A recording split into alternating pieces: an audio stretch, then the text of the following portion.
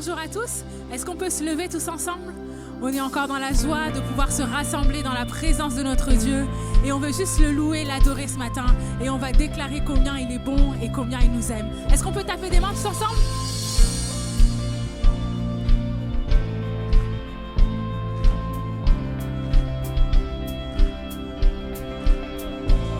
On déclare ensemble?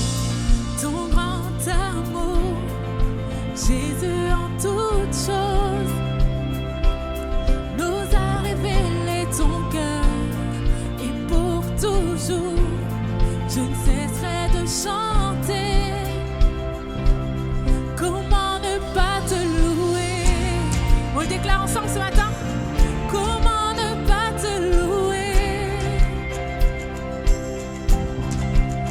Tu es le Dieu tout-puissant, surpassant les étoiles par ta main. Ton amour est comme un océan, oh, qui est comme toi. Sa création veut chanter ce matin. La création nous pointe vers le Sauveur. Nous vivons pour t'adorer sur toute la terre. Aucun n'est plus grand. Dieu de miracles, tu règnes. Déclare-le de tout ton cœur. Dieu de miracles, tu règnes. Tu es le Dieu tout-puissant, surpassant les étoiles par ta gloire. Ton amour est comme un océan, oh, qui est comme toi. Tu es le Dieu tout-puissant, surpassant les étoiles par ta gloire. Ton amour est comme un océan, oh, qui est comme toi. Amen. Et ce matin, on veut juste lui rendre toute la gloire. On va déclarer ce matin, à lui seul soit toute la gloire. C'est son nom qu'on veut élever ce matin. À toi seul soit toute la gloire. Nous louons ton nom. Déclare-le de tout ton cœur. À toi seul soit toute la gloire. Nous louons ton nom. À toi seul soit toute la gloire.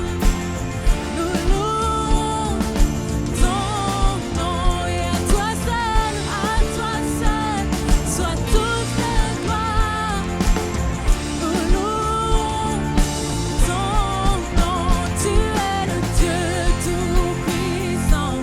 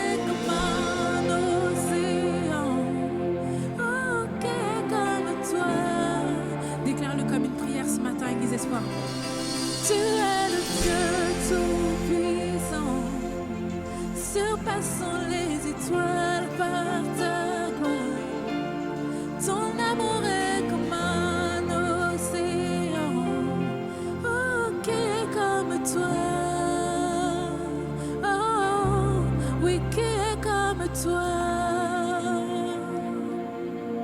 Amen. Il n'y a personne comme Jésus, il n'y a personne qui nous aime comme lui. Il nous aime tellement qu'il est venu sur terre, s'est donné pour nous. Et c'est ce qu'on veut déclarer ce matin. On rentre dans le mois de décembre, c'est le premier dimanche du mois de décembre. Et c'est le mois où on va célébrer la vie de notre Jésus, celui qui est venu sous la forme d'un bébé qui s'est donné pour nous. Et on veut chanter ce chant ce matin qui dit Emmanuel, Dieu qui s'est fait chair, Dieu qui est venu sur la terre pour nous, qui s'est donné pour nous. Et on veut juste le célébrer et l'adorer, lui qui mérite toutes nos louanges et toute la gloire ce matin.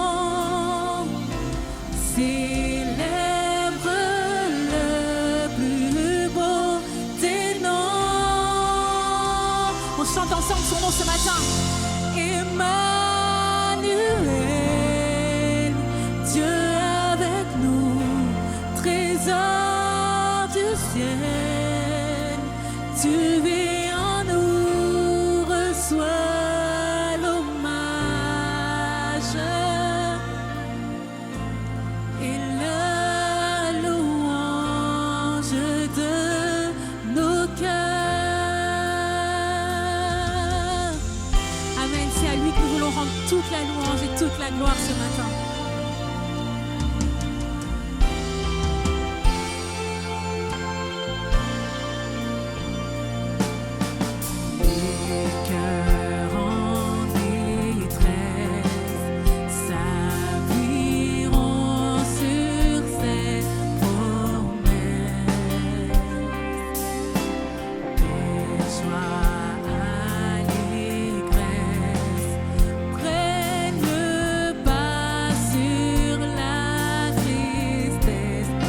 Jésus est venu changer nos vies ce matin.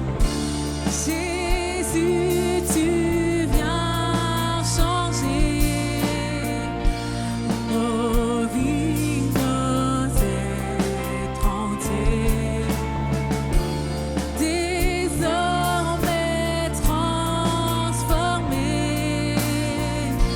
je veux chanter. Que tout en moi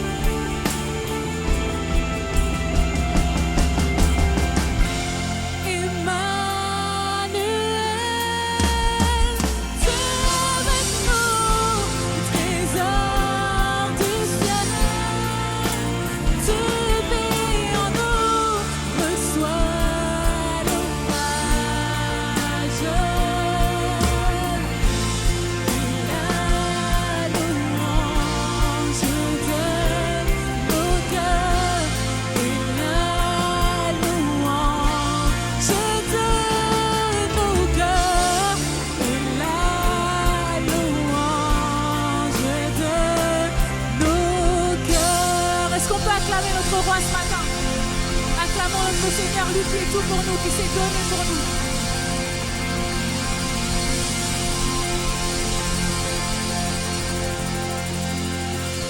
Est-ce qu'on peut juste le reprendre comme une prière ce matin? Juste élever son nom, Emmanuel, celui qui est avec nous. On le chante ensemble? Emmanuel, Dieu avec nous, trésor du ciel, tu vis en nous, reçois l'hommage. Il est louange de... Encore une fois, on le déclare, Emmanuel. Oui, Emmanuel, Dieu avec nous, trésor du ciel, tu vis en nous, reçois l'hommage. Il est louange de nos cœurs. Amen. Reçois nos louanges, Père, ce matin. Vois ton Église qui est venue pour te louer et t'adorer. Toi qui es au milieu de nous ce matin.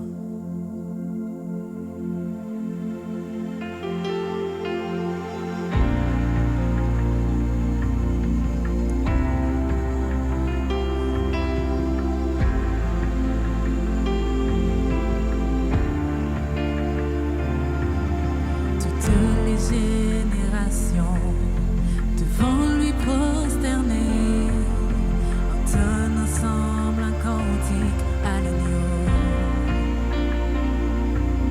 Ceux qui nous ont précédés et ceux qui nous suivront entonneront ce cantique à l'agneau. Élève son nom, Église Espoir. Ton nom est le plus grand, ton nom est tout puissant, ton nom est au-dessus de tout, au-dessus de toute puissance, il la déclare. Puissance, autorité, royaume et dignité, ton nom est au-dessus de tout, et les anges acclament. Tu es saint, l'univers proclame. Tu es saint, tu es glorifié. Dieu très saint, à jamais tu es saint.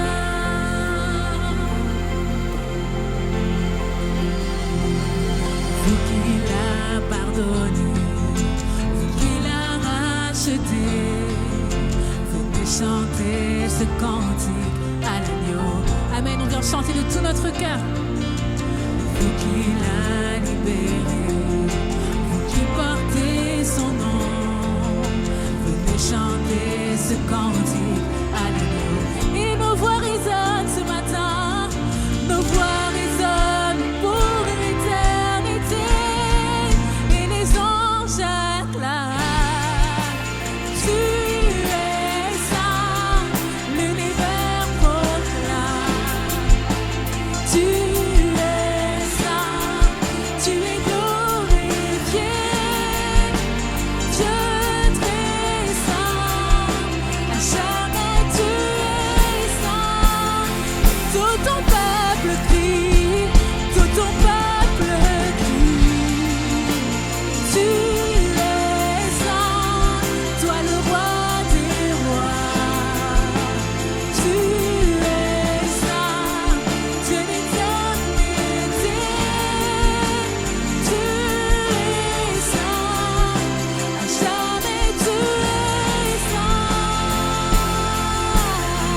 Et on veut élever son nom ce matin. Chante ton nom. Ton nom est le plus grand, ton nom est tout puissant.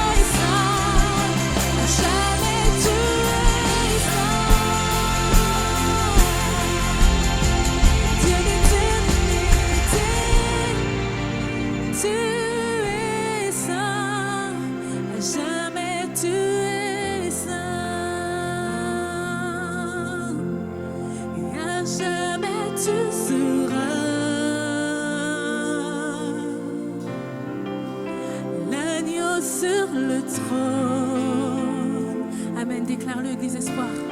Je fléchis le genou pour t'adorer, toi seul.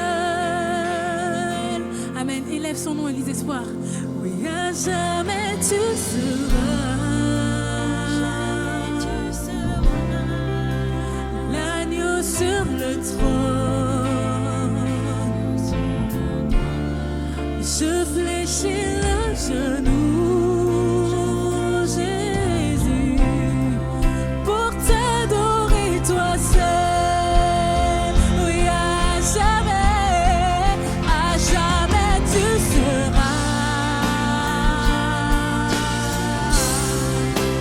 l'agneau sur le trône. Je fléchis le genou pour t'adorer, toi seul. Je veux chanter la gloire du ressuscité, l'agneau immolé nous a rachetés pour Dieu. Déclare-le, à jamais tu seras l'agneau sur le trône. Je fléchis le genou pour t'adorer, toi seul. Oui, à jamais tu seras, Jésus. Oui, à jamais tu seras. Oh, l'agneau sur le trône. Je fléchis le genou pour t'adorer, toi seul. Je veux fléchir les genoux. Je fléchis les genoux pour Jésus, pour t'adorer, toi seul.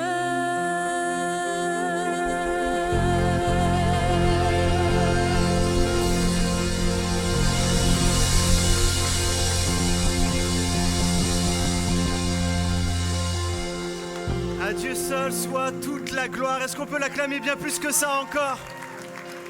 On fête Noël, ce moment où Dieu est venu à la rencontre de l'humanité. Nous voulons vraiment le célébrer. Merci beaucoup à toute l'équipe de louanges. On peut aussi vraiment les encourager. On commence maintenant les messages de Noël et combien je sais que ça va réchauffer nos cœurs, le rappel de ce que Dieu a fait, de cet amour de Jean 3,16 là qu'on a pu lire ici. J'ai pu lire sur les réseaux qu'un pasteur avait mis cette citation, si tu veux bien mettre s'il te plaît. Il est dit: les chrétiens croient à la naissance virginale de Jésus, les athées croient à la naissance virginale de l'univers. Choisissez votre miracle. Lequel vous choisissez ? Jésus, et nous croyons que tout a été fait par lui. L'évangile de Jean nous dit qu'il est la parole faite chair et nous voulons choisir notre miracle et nous choisissons de croire à la naissance divine de Jésus sur la terre. J'aimerais qu'on puisse lire, comme on a lu un texte là de la Nativité, j'aimerais qu'on lise un texte ce matin de la Nativité dans Luc chapitre 1 et au verset 26. Il est dit: au 6e mois, l'ange Gabriel fut envoyé par Dieu dans une ville de Galilée appelée Nazareth, auprès d'une vierge fiancée à un homme de la maison de David nommé Joseph. Le nom de la vierge était... Tout le monde connaît ce nom, hein ? L'ange entra chez elle et dit « Je te salue, toi à qui une grâce a été faite, le Seigneur est avec toi. » Troublée par ces paroles, Marie se demandait ce que pouvait signifier une telle salutation. L'ange lui dit « Ne crains point, Marie, car tu as trouvé grâce devant Dieu. Et voici, tu deviendras enceinte et tu enfanteras un fils et tu lui donneras le nom de Jésus. Il sera grand et sera appelé fils du Dieu Très-Haut. Et le Seigneur Dieu lui donnera le trône de David, son père. Il régnera sur la maison de Jacob éternellement et son règne n'aura point de fin. » Et toute l'Église ont dit Amen. Son règne n'aura point de fin. J'aimerais tout de suite rentrer dans le vif du sujet ce matin. Et mon premier point, c'est, et nous l'avons vu là, c'est que Noël, c'est comprendre que Dieu vient te trouver là où tu es.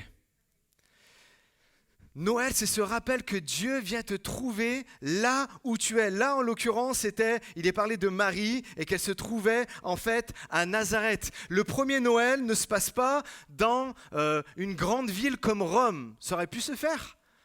C'était le centre du monde à ce moment-là. Rome, non. Jésus ne naît pas là, il ne naît pas non plus à Athènes, il ne naît pas non plus à Babylone. On pourrait croire que même il aurait pu naître à Jérusalem, ça aurait été censé en fait qu'il naisse à Jérusalem dans la ville de David. Eh bien non, Dieu est venu, l'ange est venu, envoyé par Dieu, trouver Marie en fait à Nazareth. Et vous savez Nazareth, ce que dit la Bible de Nazareth. On voit aussi dans le premier évangile, le premier chapitre de Jean, Nazareth, c'est cette ville qui est un peu méprisée. Qu'est-ce qui peut sortir de bon de Nazareth ? Et pourtant, l'ange vient trouver Marie dans un endroit où Dieu, c'est pas possible qu'il se manifeste là-bas. Et c'est tellement beau. Et on voit qu'à travers la naissance en fait de Jésus, eh bien, Jésus délaisse sa gloire. Nous l'avons vu dans les soirées Logos, la Christologie, c'est ce que nous appelons dans le langage théologique la kénose, c'est-à-dire qu'il a délaissé toute sa gloire pour naître sous forme, on l'a chanté tout à l'heure et vous l'avez vu avec les enfants, sous forme en fait d'un bébé. Il va pas rentrer en fait sur terre d'une manière hyper glorieuse. Pareil, tout à l'heure, je vous citais les villes dans lesquelles il aurait pu se passer, Dieu aurait pu parler. Et là, c'est la même chose. Vous savez, nous, on nous aurait demandé, à ton avis, le Fils de Dieu, quand il va venir sur terre, comment ça va être ? Et moi, je me suis imaginé ça. Et je me suis dit, je ne sais pas parce que si je suis influencé par son retour, mais je me suis dit, le Fils de Dieu vient sur terre, c'est sûr, il y a des anges avec des trompettes, toute la terre entière va voir qu'il y a quelque chose qui se passe. Non, c'est pas comme ça que ça se passe. Peut-être, moi je me disais, c'est sûr, le Fils de Dieu va venir, mais en aucun cas, il va venir comme sous la forme d'un bébé. Il va venir sur la forme d'un homme fait déjà, mature, en pleine possession de ses moyens, et puis avec vraiment des choses hallucinantes, et puis de l'Orient jusqu'à l'Occident. Tout le monde va le voir, tout le monde va dire « Waouh, c'est lui en fait le fils de Dieu ». Ou bien sans être trop dans la grandeur comme ça. On aurait pu s'attendre à ce qu'il naisse, mais au moins dans un palais royal. Non. C'est ce qu'elle dit, non. Il même pas comme ça, il est même pas né dans un palais royal, à l'image peut-être d'un Moïse qui, après sa naissance aussi, qui a été difficile, mais qui a été placé dans un palais royal et puis qui a été enseigné par les meilleurs. Il y avait toutes sortes de gens à son service et tout ça, c'était un prince. Non, même pas. Jésus, non. C'est rien en fait de tout cela. On pourrait se dire, Jésus, il n'est pas venu, il n'y a pas eu les anges sont manifestés à tous. Là, il y avait juste une chorale d'anges, mais c'était pour les protagonistes de l'histoire. Mais il n'y a pas eu des anges et toute la terre l'a vu. Il n'est pas né dans une famille royale, il n'est pas né... Non. Et en fait, Jésus n'est pas venu en conquérant, mais sous forme d'un bébé. L'annonce de sa naissance, quand l'ange vient voir, c'est pas dans la plus belle ville du monde, mais ça se passe à Nazareth, dans une ville qui est méprisée par tout le peuple juif. Il ne naît pas dans un palais royal, il naît dans une étable, dans une crèche. Et vous savez pourquoi? Parce qu'il n'y avait plus de place. Plus de place pour, en fait, le Fils de Dieu. Et restez avec moi, les amis, regardez ici. Qu'est-ce que ça veut dire pour nous? Et c'est tellement porteur d'espoir. C'est que Dieu veut se manifester à l'endroit où tu es. C'est ça, merci pour les 3 amens qu'il y a eu. Dieu veut se manifester à l'endroit où tu es aujourd'hui. Noël, c'est l'espoir que tu n'as pas besoin d'être en vue pour que Dieu te voie. Peut-être tu es là, c'est la lumière, elle est tamisée, tu dis je passe à travers et tout ça, mais Dieu te voit. Dieu te voit et il a des plans bénis pour toi. Tu n'as pas besoin d'être en vue pour que Dieu te voie. Je parle aux jeunes qui sont ici. Vous êtes aujourd'hui, on le sait, il y a les réseaux et puis on met toujours nos meilleures photos sur les réseaux. On paraît toujours bien. Non, il n'y a pas de paraître. Seigneur, il te voit sur les réseaux, mais il te voit dans ta chambre aussi. Il te voit au lever du lit. Il y en a qui se réveillent comme moi avec les cheveux comme ça. Dieu te voit comme ça et il t'aime pareil. Et c'est ça qui est beau. On n'a pas besoin d'être en vue pour que Dieu nous voie et qu'il nous envoie son amour. Amen. C'est l'espoir que même si personne ne te remarque, eh bien Dieu, lui, te voit. C'est l'espoir que même si tu as l'impression, et peut-être il y en a ici, ils sont dans ce cas, si tu as l'impression d'être comme oublié, comme méprisé, comme moi je suis quand même quelqu'un un peu à part, je suis oublié des hommes et personne ne me voit, personne ne me calcule, personne ne m'invite. Non, Dieu lui ne t'oublie pas, Dieu se soucie de toi. Dieu se soucie de toi. Vous savez l'histoire de Noël? Aujourd'hui, pour nous, elle est tellement familière. Ça fait 2000 ans maintenant que les hommes, nous vivons en fait avec ça. Et c'est facile d'oublier qu'elle a transformé, ça a chamboulé le monde en fait entier. C'est Dieu qui prend le risque non seulement d'être un bébé, humain, vulnérable, et d'être né dans le dernier endroit où vous vous attendez en fait à le trouver. Et imaginez un peu un instant la scène de Jésus. Là, on a un rapide aperçu avec ce que les enfants ont fait. Mais là, c'est beau, il y a des lumières, il fait chaud. Mais c'était pas ça la réalité. La réalité, c'est que c'était une étable. La réalité, c'est que c'était un peu le dernier des endroits, encore une fois. Pourquoi? Parce qu'il n'y avait pas de place pour eux. Imaginez la scène de la naissance de Jésus. C'était sale, c'était quelque chose d'improvisé. Il n'y a pas de place. Je peux vous donner un peu les tables derrière. C'était moins qu'idéal, mais sûrement ça devait être embarrassant, ça devait être honteux pour Marie, pour Joseph. Imaginez Marie à ce moment-là. Mais attendez, je ne comprends pas là. L'ange, il est venu me voir, je porte le Fils de Dieu, celui qui va sauver l'humanité. Et quoi, j'ai pas de place? J'ai pas de place, je me retrouve en fait dans une étable. Mais en fait, c'est la compréhension de Noël, c'est juste que Dieu, il voulait être avec nous. Noël, c'est Dieu qui dit, là où les personnes sont rejetées, eh bien vous allez me trouver. Là où les personnes sont rejetées, sont mises à l'écart, je vais être parmi vous. Les choses n'ont pas à être soignées. Comprenez ça, s'il vous plaît, écoutez bien. Les choses n'ont pas à être soignées, à être rangées pour que Dieu nous aime. Dieu t'aime tel que tu es. Tel que tu es, à l'endroit où tu en es aujourd'hui, avec ton passé, avec ton vécu, Dieu te dit « je t'aime ». Et je suis venu en fait pour toi. Dieu nous rencontre où que nous en soyons, même si c'est le désordre dans ta vie.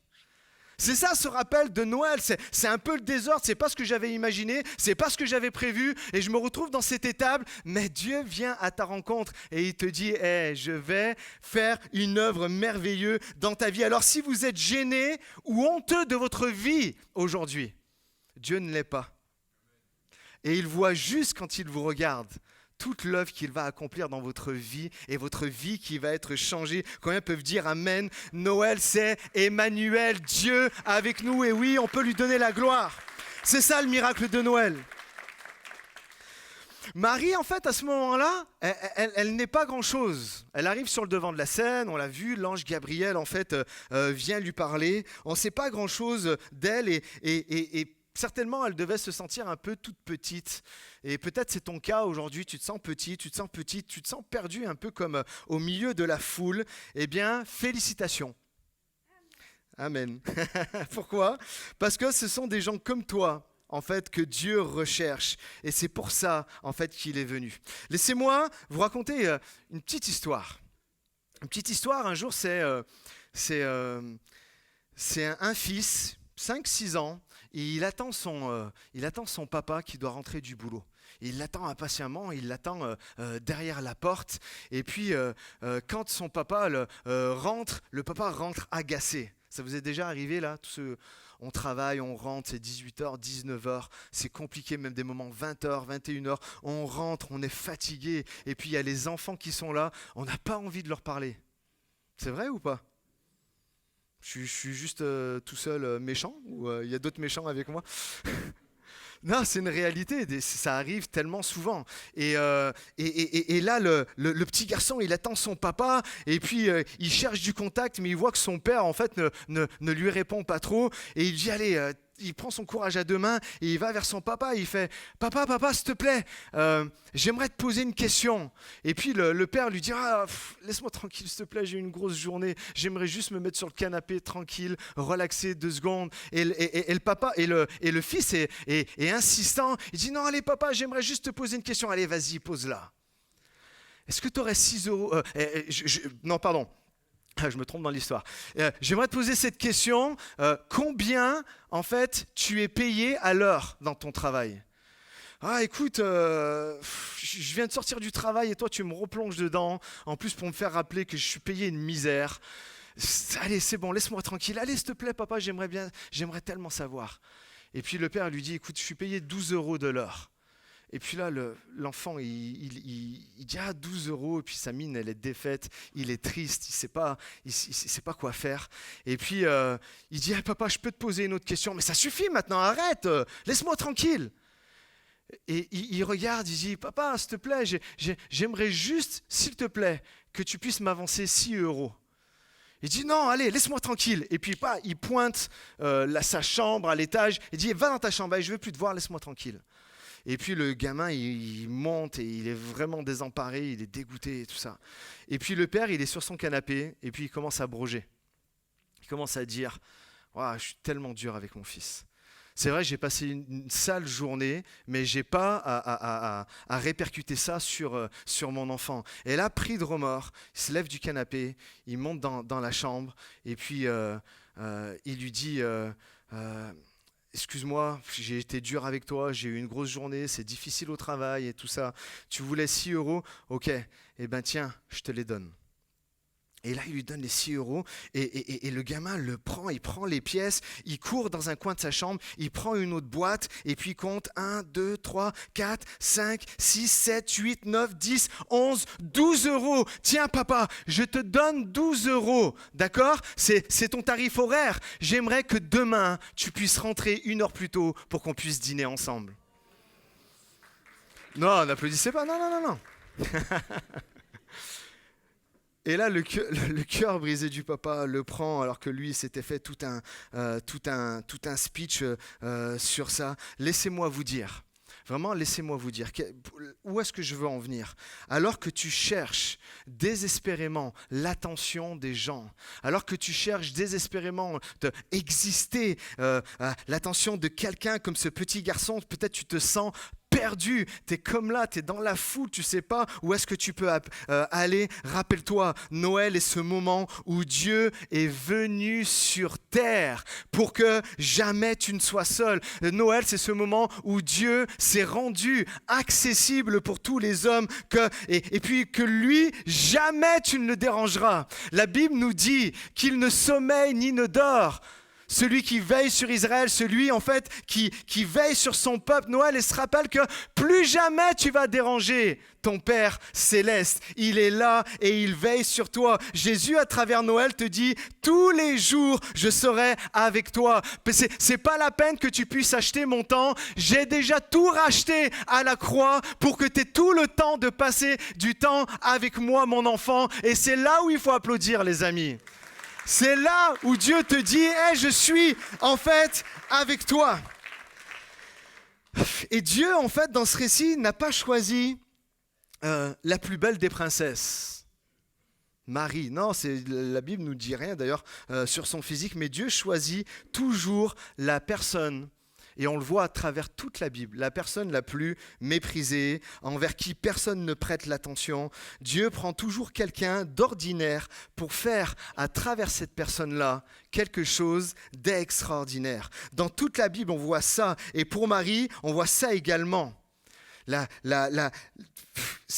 On va s'arrêter juste 2 secondes en fait sur Marie. C'est intéressant en fait de savoir, est-ce que vous savez ce que ça veut dire Marie ? Marie, je te pose la question. Pardon ?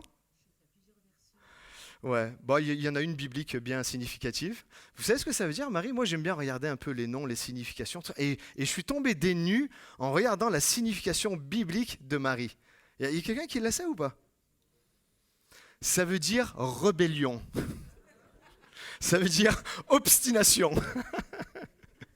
C'est vrai, Vincent ? Non. Je ne peux pas faire d'histoire. Marie, en fait, ça veut dire rébellion, ça veut dire obstination. Mon deuxième point est le suivant. Noël, en fait, c'est enfin une bonne nouvelle pour tous les rebelles. T'as pas besoin de t'appeler Marie pour être un rebelle ou une rebelle. Il y a des rebelles ici dans cette salle ? Marie, en fait, c'est ce que ça veut dire. Et j'étais vraiment un peu surpris en cherchant dans le texte la définition de Marie. Mais j'aime à croire que Marie était un être humain comme moi. J'aime à croire que Marie, dans la Bible, la mère de Jésus, était un être humain, en fait, comme chacun d'entre nous, avec ses défauts, mais aussi avec ses qualités. Et plutôt que de faire de Marie une femme à idéaliser, à vénérer, j'aimerais ce matin en faire une femme accessible. Ou une femme à laquelle, en fait, on peut s'identifier à elle. C'est tellement important quand nous lisons dans la Bible de pouvoir s'identifier à tous les protagonistes qu'il peut y avoir, parce que forcément, ils passent par des choses, parce qu'on est tous des êtres humains, et eux l'étaient aussi, par lesquels nous passons. C'est pour ça que l'apôtre Jacques dit... Il rappelle que Élie, qui est le plus grand des prophètes dans l'Ancien Testament, nous dit « Élie était un homme de la même nature que nous ». Et lorsqu'il a mis sa foi en action, les choses se sont passées. Et pour nous, c'est exactement pareil ce matin. On peut s'identifier à eux. Et vous savez, à l'époque biblique, en fait, certains disent que les prénoms des enfants n'étaient pas donnés le jour de leur naissance, mais ils laissaient passer quelques jours, quelques semaines, voire quelques mois, pour voir les traits de caractère de la personne. Et ensuite, ils leur donnaient le nom qu'ils allaient porter tout au long de leur vie. C'est intéressant. Qu'est-ce que ça souligne ? Ça souligne que peut-être Marie n'était pas si sage que ça, toujours avec son visage comme ça. Là. Marie, ça devait être peut-être quelqu'un qui devait un peu envoyer du bois. D'ailleurs, je me faisais cette remarque aussi. C'est marrant de constater toutes les Maries qui entouraient Jésus. C'est vrai, si on se met à réfléchir, et regardez ça, il y a Marie, sa mère, il y a Marie de Béthanie, il y a Marie de Magdala, dit Marie-Madeleine, il y a Marie, femme de Clopas, qui était la mère d'un de ses apôtres, Jacques le Mineur. Il est entouré de rebelles.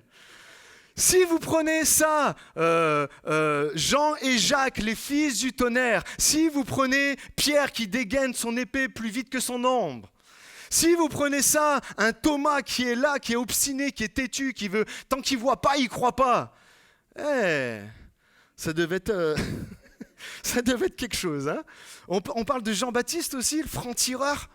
Certainement, il devait y avoir des choses. Regardez toute l'équipe, en fait, qui entoure Jésus. Et Noël, elle se rappelle. Et tous, on peut s'identifier à ces personnages-là. Hein. Vraiment tous. Hein. Et en fait, Jésus, il vient pour les rebelles comme nous. Il vient pour les rebelles comme moi, il vient pour les rebelles en fait comme toi. Et c'est tellement beau de le voir. Ça devait être vraiment intense, mais bonne nouvelle les amis. Jésus se plaît au milieu des rebelles. Bonne nouvelle de Noël pour nous ce matin les amis, c'est que Jésus se plaît à transformer les rebelles. Amen. Ça fait du bien à l'entendre. Et Jésus vient nous rencontrer dans notre rébellion, vient nous rencontrer dans notre obstination. Vous savez, comment on fait un rebelle ? Vous connaissez la recette? Il y en a plein hein, pour arriver à faire un rebelle. Hein. Bien souvent, ça part d'une blessure. Bien souvent, ça part d'une blessure. Un enfant qui s'est fait maltraiter jusqu'à fort là, et puis ensuite, ça devient un bagarreur. Ensuite, c'est un enfant qui décide de plus jamais se laisser faire et tout ça, qui a plus confiance en personne. Et puis, ça devient en fait un rebelle. C'est la personne qui s'est fait avoir. C'est la personne qui s'est fait avoir, qui s'est fait abuser tellement de fois qu'elle n'a plus confiance en personne. Et puis, bam, ça fait une personne rebelle. C'est la personne qui n'a jamais fait de mal à quiconque, mais que la vie, elle a frappé tellement fort qu'elle surréagit à tout ce qui lui arrive avec rébellion. J'en veux à la vie, j'en veux au monde de ce qui m'est en fait arrivé. Au fond, un rebelle, c'est quelqu'un de brisé. C'est quelqu'un de désabusé. En fait, un rebelle, c'est quelqu'un de malheureux. C'est quelqu'un de malheureux. Et alors que peut-être, dans tout ce que je viens de citer, tu te retrouves, tu dis, moi ce sont des choses un peu qui m'arrivent, j'en veux aux gens, des gens ont abusé de moi, des gens ont trahi ma confiance, où la vie elle a tellement été difficile pour moi que j'ai toujours le poing serré maintenant, je suis comme en rébellion en fait contre la terre entière. Et alors que tu te retrouves dans ce que je viens d'énumérer, je suis là pour te rappeler que la bonne nouvelle de l'évangile, la bonne nouvelle de Noël, c'est que dans ta rébellion, dans ton obstination à ne pas vouloir changer, dans ton « je n'attends plus rien de personne », je n'attends plus rien en fait de la vie, Jésus vient et veut simplement t'apporter la paix. La paix dont t'aspires tellement. En fait, réalisez un instant, c'est vrai, c'était peut-être difficile lorsqu'on a vu Jésus naître dans l'étable. Marie, elle ne s'attendait certainement pas à ça. Et pourtant, chorale d'anges qui chantent, des rois, des mages qui viennent d'Orient et puis qui bénissent l'enfant et qui bénissent la famille. Au milieu de tout ça, Jésus veut t'apporter la paix, Jésus veut t'apporter le bonheur, Jésus veut t'apporter la réconciliation en fait avec Dieu, le calme, la sérénité dont tu as besoin et que tu recherches désespérément. Jésus, Noël c'est ça, c'est ce rappel qu'il veut alors que tu es en rébellion, alors que tu es en obstination, eh bien Jésus vient et t'apporter tout ça. Et j'aime tellement Noël parce que c'est littéralement en fait ce moment où, vous m'avez souvent entendu le dire, mais c'est littéralement ce moment où la terre a été touchée par la grâce. Touchée par la grâce.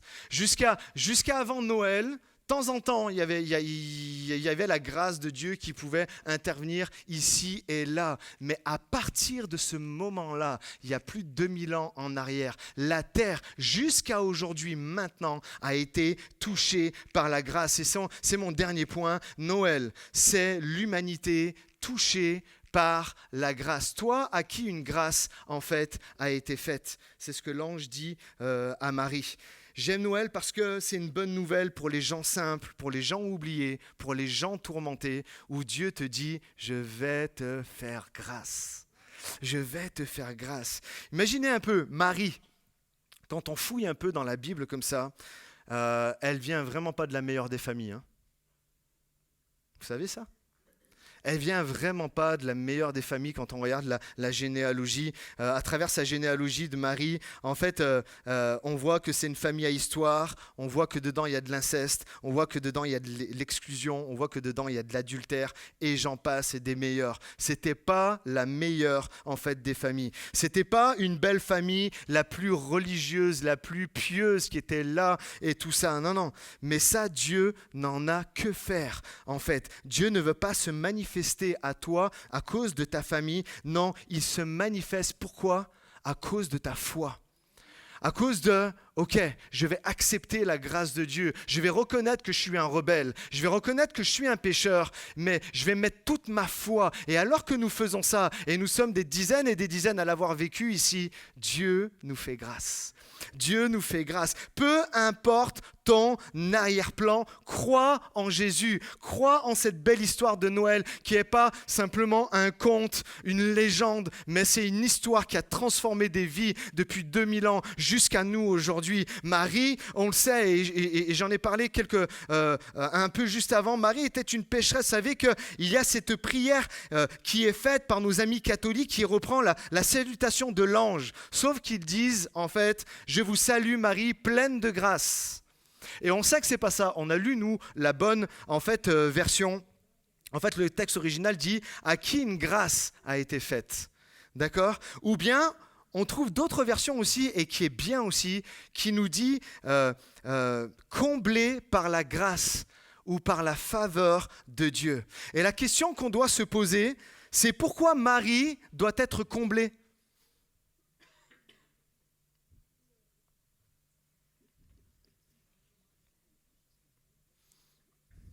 Pourquoi elle doit être comblée ? Parce qu'elle est vide à l'intérieur.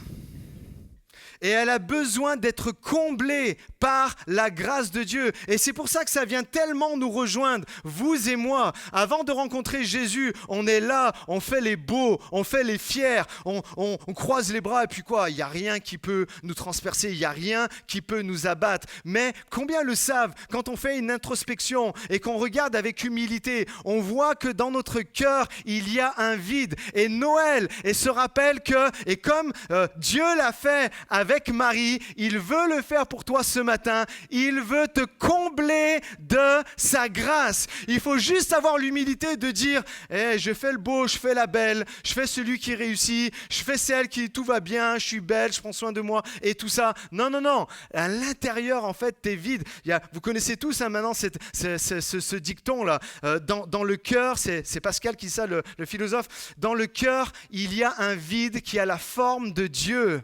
Et quand Dieu voit Marie, il veut la combler de sa grâce parce qu'il y avait un vide dans son cœur. Et c'est exactement en fait ce que Dieu veut faire pour toi. Elle avait besoin d'un sauveur personnel. Elle avait besoin que quelqu'un vienne la tirer vers le haut. Et encore, ce matin, il y a des personnes ici, vous avez besoin d'être tirés vers le haut. Vous avez besoin avec humilité, de vous approcher vers Jésus et dire « Au fond de moi, je sais qu'il y a quelque chose qui ne tourne pas rond. » Et l'ange dit à Marie, « Tu as trouvé grâce. » Et c'est ça Noël, ça te permet de trouver la grâce, la faveur imméritée de Dieu. Vous savez, il y a un principe biblique vraiment très simple et qu'on voit partout à travers la Bible. En fait, ce principe biblique, c'est quoi ? C'est tout ce que vous amenez vide au Seigneur, il le remplit. Est-ce que ce matin, peut-être il y en a qui ne connaissent pas Jésus personnellement, peut-être il y en a qui le connaissent un peu, peut-être il y en a qui le connaissent depuis longtemps, mais vous avez laissé un peu votre foi s'éteindre, puis il y a comme un vide à l'intérieur de vous. Rappelez-vous de ce principe et on va prier dans un instant. Tout ce que tu amènes vide au Seigneur, ton cœur qui est là, qui est vide, ton cœur qui est là, qui est meurtri, le Seigneur, lorsque tu vas lui présenter avec humilité et tu vas lui dire, fini la rébellion, fini les belles apparences, j'ai besoin que tu me remplisses de ta grâce. Le Seigneur va le faire. Est-ce que vous le croyez en fait ce matin ? Comprenez, le plus grand cadeau que tu dois recevoir à Noël est celui que Dieu a pour toi. Et ce cadeau, c'est quoi ? C'est Jésus. C'est ce que nous avons lu tout à l'heure avec les enfants, Jean 3,16. Car Dieu a tellement aimé le monde qu'il a donné son Fils unique, afin que quiconque, tout le monde est éligible, croit en lui, ne périsse point, mais qu'il ait la vie éternelle. Amen. Alors je ne sais pas où est-ce que tu en es dans ta vie actuellement. Je ne sais pas c'est quoi ton passé qui t'a amené à la rébellion, qui t'a amené à être obstiné, qui t'a amené à toujours fermer le poing comme ça et dire « moi, j'attends plus rien ». Le Seigneur te dit juste ouvre ton cœur en morceaux, ton cœur cassé, je vais le réparer. Ton cœur qui est là et qui c'est vide, c'est la Sibérie dedans. Le Seigneur te dit, je vais le combler de ma grâce, t'apporter la chaleur dont tu as besoin. Et ma conclusion est celle-ci, si tu veux bien la mettre. C'est une phrase peut-être que vous avez lue et moi je la trouve juste merveilleuse. Ne laisse pas une mauvaise période te faire croire que tu as une mauvaise vie. réfléchissez avec moi un instant. En fait, je reviens à Marie. L'ange lui dit elle va accueillir en son sein le Fils en fait de Dieu. Mais qu'est-ce que ça implique tout ça dans sa vie? Ça implique je suis fiancée, je vais être enceinte, ça va être mal vu, je vais être rejetée par ma famille, mon fiancé va me rejeter.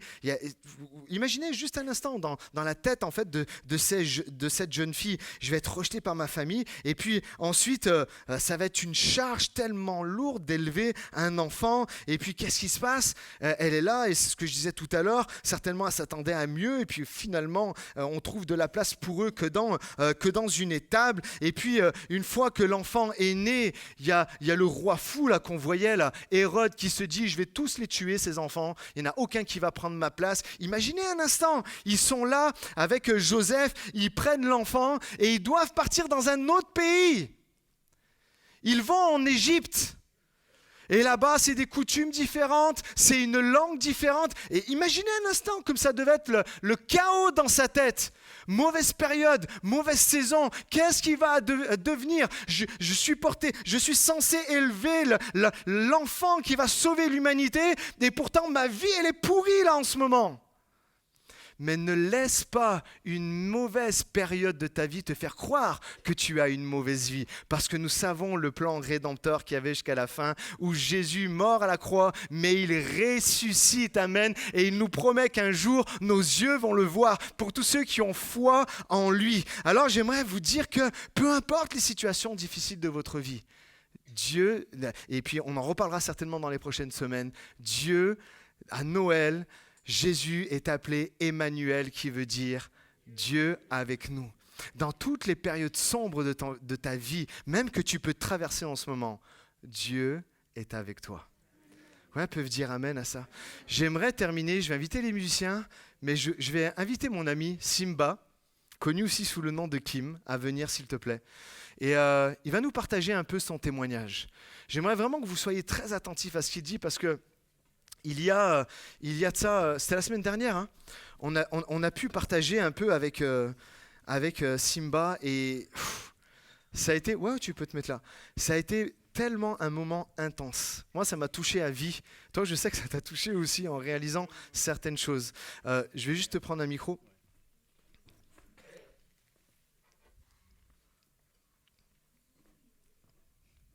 Super. Allô, allô? Regardez comme il est beau.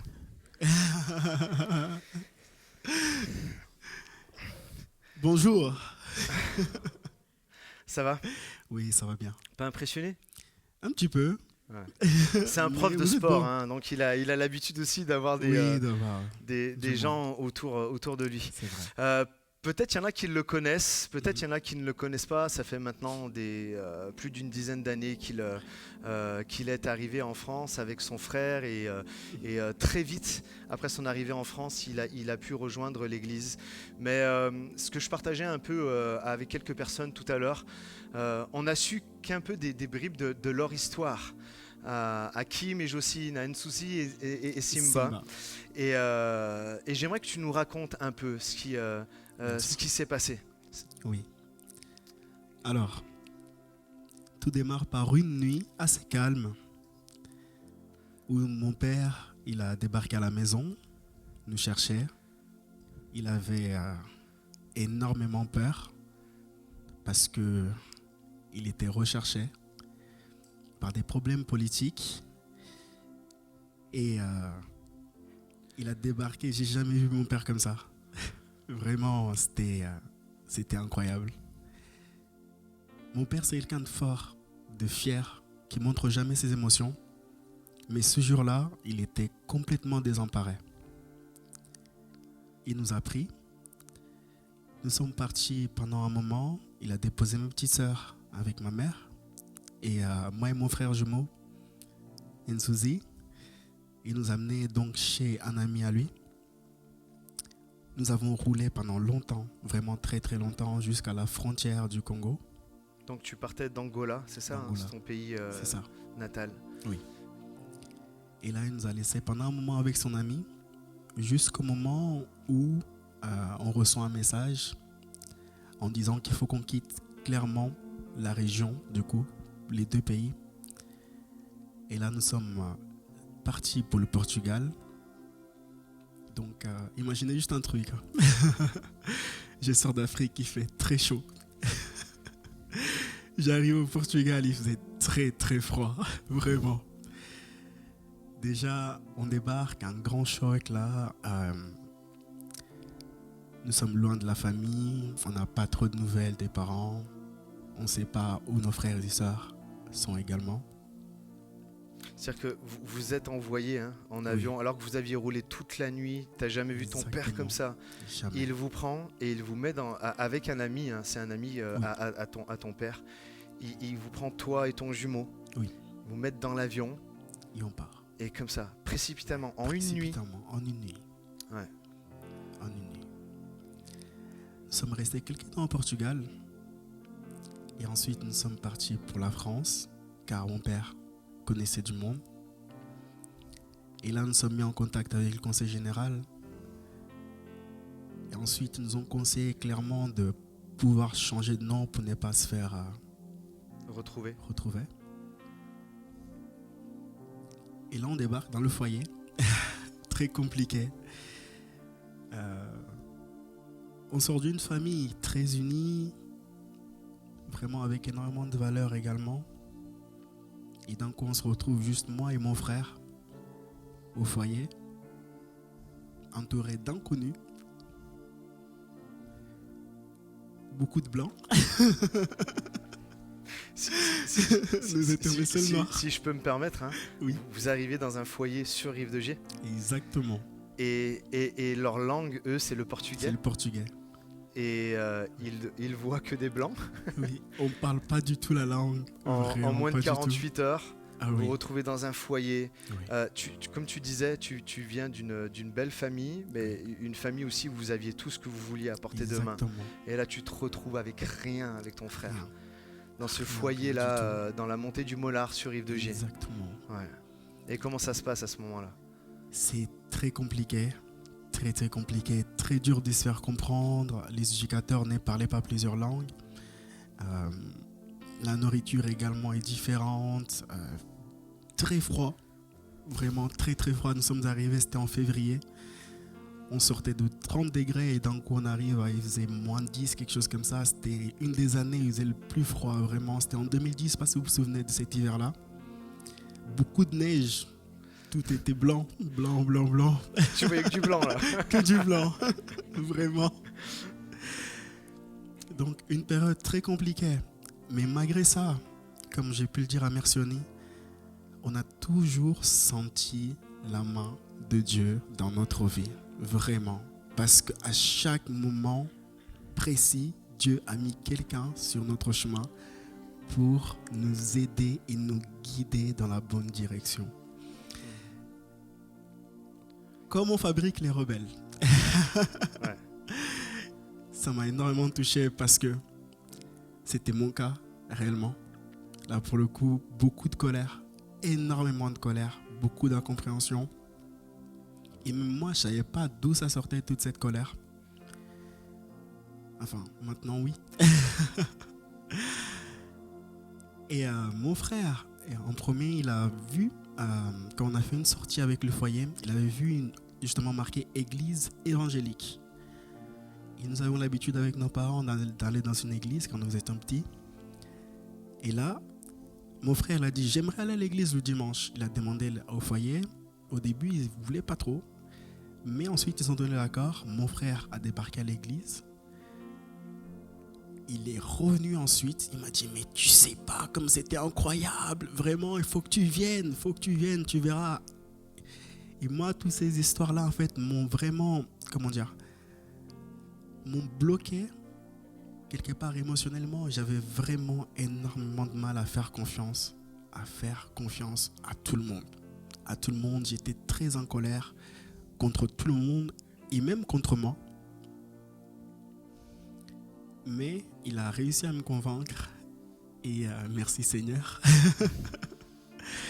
Parce que du coup, je suis venu à l'église et là, c'était juste incroyable. Et je me souviens, Angelo, je ne sais pas s'il est là, Angelo ou pas. Angelo. On est arrivé, Angelo nous a dit bonjour mes frères et sœurs. Comme ça. Ça m'a surpris, vraiment, ça m'a énormément surpris. Je dis waouh, les gens disent bonjour comme ça. Wow, c'était incroyable, les gars. Et on passe un très bon moment, même si on ne comprenait pas tout, mais on sentait quelque chose, vraiment, c'était super. Et également, j'ai pu faire la connaissance de Fanny Rodolphe, je ne sais pas si certains connaissent. Oui, bien sûr. Du coup, qui sont devenus mes parents, ils nous ont adoptés et c'est vraiment ça, en fait. Et pendant 10 ans, j'y reviens un peu en arrière, on n'a pas trop préparé. Hein. Pendant 10 ans, on n'a pas eu de nouvelles de nos parents, ni de nos frères et sœurs. On ne savait pas qu'est-ce qu'ils étaient devenus. Donc, on se retrouve dans une autre famille où on avait tout pour être heureux également. Mais par contre, on a la culpabilité de se dire, est-ce que notre famille va bien également? On se retrouve bloqué. On arrive à l'âge en plus de l'adolescence, donc imaginez avec toutes les hormones, tout qui part très très fort. En même temps, j'avais énormément envie d'être heureux, mais la colère parlait plus fort. La rébellion a commencé. Beaucoup de conflits dans la maison. Fanny et Rodolphe ont été vraiment patients, attentionnés, aimants, intentionnés. Ils nous ont donné énormément d'amour. Ils ont été très très compréhensibles, même quand les temps étaient très difficiles, parce que j'étais pas facile quand même. J'ai donné beaucoup de fil à retordre. Il y en a qui se souviennent. Effectivement, il y en a qui se souviennent. T'es rebelle. Oui. Ouais. Mais Dieu nous a jamais laissé. Dieu est venu me trouver dans ma rébellion. On a fait un camp avec l'église de Villefranche et c'est là, pow, j'ai dit Seigneur, vraiment, tu vois cette colère que j'ai en moi. Fais quelque chose. Fais quelque chose. La paix. Vraiment, les amis. La paix que j'ai ressentie ce jour-là, d'ailleurs, c'était la première fois que j'ai parlé en langue également. Mais j'ai ressenti quelque chose, un amour infini. Et là, j'ai juste plié les genoux et je me suis mis à pleurer de toutes mes forces. Mais vraiment. Et pourtant, pour ceux qui me connaissent, c'est justement l'image que je voulais donner de quelqu'un de fort, de quelqu'un de waouh, costaud, tout ça. Alors que là, clairement, je me suis laissé tomber par terre, effondré. Et là, j'ai juste dit, Seigneur, waouh, agis maintenant. Donc, les amis, je ne vais pas être trop long. Et juste pour vous dire que malgré les épreuves que vous pouvez passer dans votre vie, malgré toutes les souffrances que vous avez pu vivre, vraiment, n'oubliez pas que Dieu a toujours un regard sur nous et à côté de vous. Amen. N'oubliez pas cela. Vraiment, gardez-le dans votre cœur. Gardez-le dans votre cœur. Parce que malgré nos péchés, les émotions montent. Mais je ne vais pas pleurer, je vais me retenir.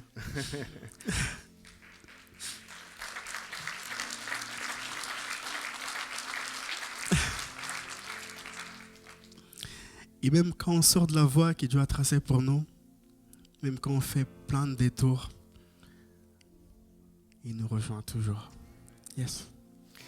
C'est ce dont tu me partageais lors de notre rendez-vous, ce que tu es en train de vivre en ce moment. Exactement. C'est vraiment ce retour à Dieu. Ce retour à Dieu. Et malgré, vraiment, on peut sortir de toutes les façons, essayer de voir d'autres façons de vivre, essayer de chercher quelque chose de différent dans le monde. Mais on n'est jamais aussi bien qu'à la maison de Dieu.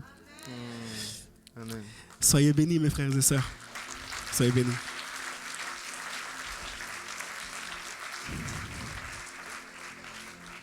En fait, ce que je partageais avec Kim et tout ce qu'il a pu vivre, et au mois de janvier, en fait, il va aller retrouver sa famille. Amen.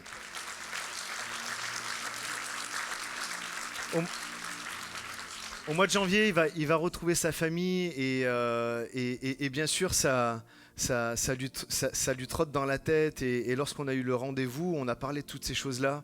Et il y a une chose sur laquelle j'ai assisté, et c'est ce qui, pense, vraiment l'a béni, et j'aimerais vraiment bénir d'autres avec ça. C'est-à-dire que quand on retrace l'histoire de Simba, quand on retrace son histoire, quand on retrace en une nuit, tout a basculé. En une nuit, je prends l'avion, en une nuit, je vois mon père avoir peur. En moins de 48 heures, je passe du Portugal à la France, au fromage français qui l'a terrifié. C'est quelque chose, ça l'a vraiment terrifié pour de vrai. Ça m'a vraiment fait peur. Au début, on pensait qu'on était empoisonné, tellement c'était incompréhensible. Et quand il voit tout ça et comment ça s'est passé, et il se retrouve dans un foyer, et à côté de ce foyer, à moins de 200 mètres, il y a une église, et que dans cette église, il trouve des amis, dans cette église, il trouve une famille. Dans cette église, il trouve le Seigneur, bien qu'il en avait entendu parler quand il était petit. Et pour lui, aujourd'hui, en tout cas en ce moment, il y a tout un retour à Dieu qui est en train de se faire, mais avec beaucoup d'appréhension par rapport à ce qu'il va vivre au mois de janvier et retrouver la famille et tout ça. Et il y avait une chose qui était sur mon cœur. Je lui dis, mais regarde juste quelques secondes en arrière, parce que ce n'est pas notre destination, ce qui est en arrière.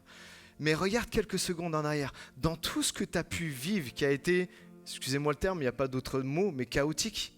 C'était chaotique. Imaginez, tu avais quel âge? Tu n'as pas dit ton âge? Tu avais 12 ans et demi. 12 ans et demi, ouais. Imaginez un instant, 12 ans et demi. Il vit ça. Je dis maintenant, regarde juste un peu en arrière. Regarde comment Dieu a toujours, dans ton malheur, conduit les choses et mis les personnes au bon endroit, au bon moment. Écoutez-moi les amis, comme ça a pu être le cas pour Marie, où le Seigneur est venu la trouver dans sa rébellion et puis peut-être pas savoir où elle allait, est-ce qu'elle allait faire, ses plans étaient carrément effondrés, elle a fait totalement autre chose, mais la réalité c'est que Dieu avait déjà tout préparé. Et comme il a déjà tout préparé pour Kim, déjà depuis son passé jusqu'à aujourd'hui et jusqu'au mois de janvier, la réalité c'est que quand on regarde en arrière, on s'aperçoit que Dieu a toujours été présent. Et si Dieu a été présent dans le passé, il ne va pas changer. Il ne va pas changer, il sera présent dans ton présent. Il sera là dans ton présent et il sera là dans ton avenir. Noël et se rappelle que désormais Dieu est avec nous. Emmanuel, Dieu avec nous. J'aimerais qu'on puisse encourager Kim. Merci beaucoup, Merci Kim. beaucoup. J'invite les chanteurs à revenir. J'aimerais à travers tout ce qui a été partagé, qu'on puisse réaliser que le Seigneur est présent. Et juste avant d'aller plus loin et de prendre un moment de prière, et puis où vous allez repasser tout ce que vous avez entendu, tous les points que nous avons abordés, et puis se remémorer tout ce que Kim a vécu et que tout ce qu'il a vécu, même dans son chaos, Dieu a été là et Dieu est encore avec lui aujourd'hui, il le sera demain. J'aimerais qu'on puisse chanter ce chant que nous avons chanté tout à l'heure. Emmanuel, Dieu avec nous, et ensuite on prend un moment pour prier. Est-ce qu'on peut se lever ensemble, s'il vous plaît? Levons-nous. Levons-nous avec reconnaissance. Levons-nous avec cette intention de dire, je veux réaliser ce matin que Dieu est là dans ma vie. Que dans mon chaos, dans les choses difficiles que j'ai pu vivre, il a été là et il va me conduire sur le chemin.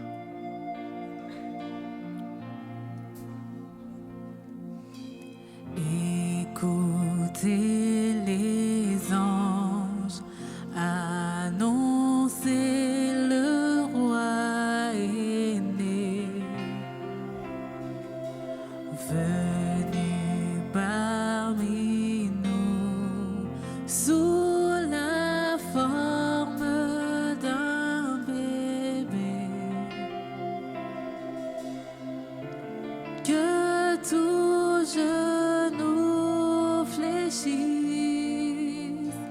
devant le grand roi, que de nos cœurs jaillisse. Alléluia. Des mages l'adoraient, myrrhe, or, encens furent offerts. Guidés par l'étoile, auprès de l'auteur d'espoir,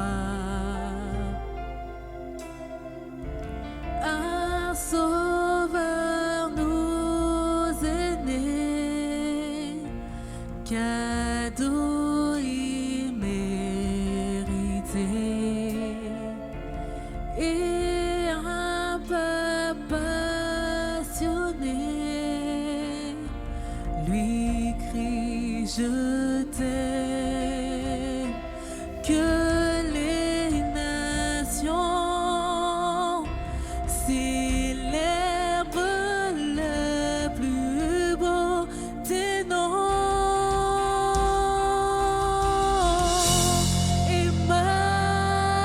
Emmanuel, Dieu avec nous, trésor du ciel, tu vis en nous, reçois l'hommage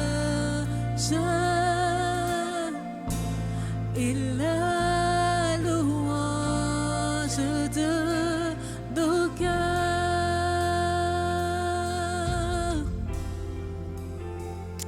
Amen. Alors que nous sommes là en sa présence, j'aimerais qu'on reste debout, peut-être les yeux fermés, juste peut-être les mains ouvertes à l'endroit où vous êtes, comme pour accueillir la grâce de Dieu. J'aimerais faire un appel, je ne vais pas vous appeler à venir sur le devant, mais à prendre un engagement pour le Seigneur. J'aimerais te rappeler ce matin que Dieu vient te trouver là où tu es en ce moment. Peu importe où est-ce que tu en es en ce moment, si ça sent bon, si ça sent mauvais, si tu es en plein essor ou si tu es en pleine régression, le Seigneur se met sur ton chemin et te dit « Hey, je suis là et je veux t'apporter le bonheur. Je veux t'apporter la paix. Je veux t'apporter l'amour. Je veux t'apporter la sérénité dont tu as besoin. » J'aimerais rappeler à toutes les personnes qui sont là, puis vous êtes comme en rébellion. Vous avez vu comment on fabrique un rebelle et on l'a très bien vu avec l'histoire de Simba. Peut-être tu as été malmené par la vie et aujourd'hui tu as le poing fermé, tu as le cœur fermé. Le Seigneur te dit vas-y, déstresse, relâche la pression, relâche la pression. J'ai tout accompli pour toi. Tu vas jamais me déranger à l'instar de ce père qui rentrait et puis que son enfant voulait être avec lui, passer un moment avec lui. Là, dis-toi aujourd'hui que c'est l'inverse. C'est le Père qui à tout prix veut passer un moment avec toi. Viens à lui, jamais tu vas le déranger. Relâche la pression, desserre ta main, ouvre tes bras et viens embrasser ton Père, il t'attend. J'aimerais te dire que Noël se rappelle où la terre a été touchée par la grâce, mais la terre c'est quelque chose de général. J'aimerais te dire que Noël se rappelle où toi aujourd'hui, en décembre 2023, tu peux être touché par la grâce aussi. Malgré que tu sois loin, malgré que tu aies commis des péchés, malgré que tu aies fait des choses qui sont pas bonnes, le Seigneur te dit, viens à moi. Viens à moi avec humilité, reconnais ta rébellion, reconnais que tu as besoin de moi et je vais t'apporter une nouvelle vie. Ne laisse pas un moment sombre de ta vie te faire croire que tu as une mauvaise vie en général. Il y a des situations difficiles qui sont là, mais le Seigneur, il est là, il est avec toi. Vous savez comment Marie termine ce passage? Elle dit, je suis la servante du Seigneur, qu'il en soit fait selon la parole de l'ange. Et je prie ce matin, et je fais un appel ce matin à tous ceux qui se sentent vides dans leur cœur, que tu sois chrétien depuis 2 mois, 10 ans, ou que tu es un simple sympathisant. il y a peut-être un vide dans ton cœur. Et le Seigneur te dit ce matin, je veux remplir ce vide qu'il y a dans ton cœur et mettre de la grâce, mettre de l'amour, mettre en fait ma présence, qui je suis. Alors à toutes les personnes qui se sentent concernées, qui désirent la prière, juste simplement levez votre main à votre place et on va prier un instant. Une main se lève, encore une main. Une main se lève, encore une main, encore une main. Encore des mains se lèvent, encore une main. Alléluia Jésus. Encore des mains se lèvent, encore des mains se lèvent. Alléluia. Baissez votre main, le Seigneur vous a vu. Et maintenant, on va prier ensemble et ensuite, on va continuer de chanter ce chant. Seigneur mon Dieu, je te prie pour chaque personne qui a levé la main. Moi, je ne les connais pas toutes, Seigneur, et je ne connais pas encore moins leur vie et ce qu'il y a vraiment à l'intérieur de leur cœur. Mais toi, tu dis que tu sondes les cœurs et les reins. Et je prie, Seigneur mon Dieu, que chaque personne qui a levé la main, tu fasses une œuvre nouvelle dans leur vie, qu'ils soient comme Marie, qu'il en soit fait selon la parole de Dieu. Et la parole de Dieu te dit ce matin, je veux te combler de ma grâce, je veux te combler de mon amour. Alors Seigneur mon Dieu, je te prie pour toutes ces personnes qui sont dans le besoin. Tu vois, peut-être parmi ces personnes, il y a des rebelles. Il y a des personnes tellement abusées par la vie, tellement abusées par les gens, tellement qu'ils ont vécu des situations difficiles. Je te prie, Seigneur mon Dieu, afin que tu viennes leur apporter ta paix, afin que tu viennes leur apporter ta joie. Même dans un moment où c'est difficile, tu es capable, Seigneur mon Dieu. Ta parole nous dit, tu es le Dieu de paix, d'apporter la quiétude alors que c'est le tourment tout autour. Oh, fais cette œuvre dans les vies. Je te prie pour toutes les personnes qui sont là et qui décident d'abandonner la rébellion et qui disent, Jésus, je me donne tout entier à toi. Seigneur, fais ton œuvre dans leur vie. Tu as prévu pour nous des plans d'espérance, des plans de bonheur. Et je prie que chacun puisse y rentrer ce matin. À toutes les personnes qui ont levé la main, tu fais une œuvre nouvelle, quelque chose de nouveau. Il y a comme un avant et un après, comme il s'est passé à Noël. Il y a eu un avant Noël et il y a eu un après Noël. Je te prie que dans leur vie, ça soit exactement la même chose. Il y avait un avant ce dimanche 10 décembre et il y a un après ce dimanche 10 décembre où tu es venu habiter dans les cœurs, où tu es venu combler de grâce les cœurs qui en avaient besoin. C'est dans ton nom, Jésus, que nous avons prié. Et que toute l'Église dise Amen. Et que ceux qui le désirent acclament le Roi et disent merci, Jésus, pour ta grâce. Et nous chantons de tous nos cœurs.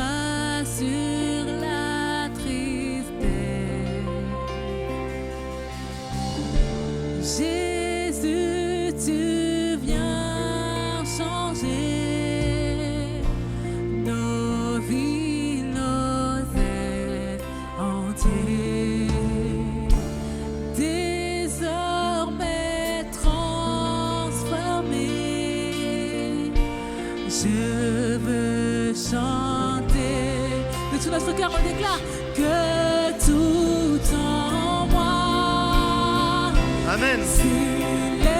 Allez, on lève les mains. On lève les mains et on donne gloire à Emmanuel ce matin.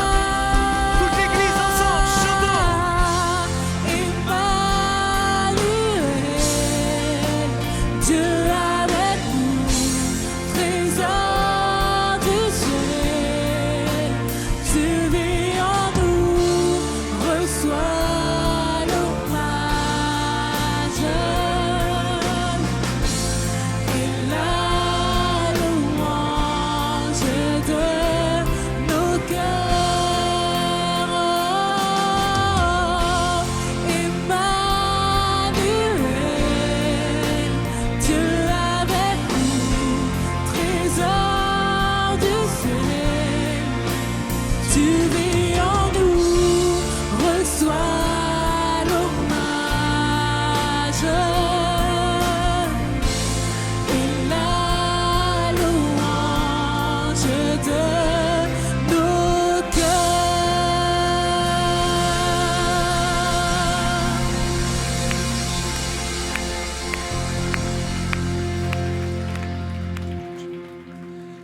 Amen.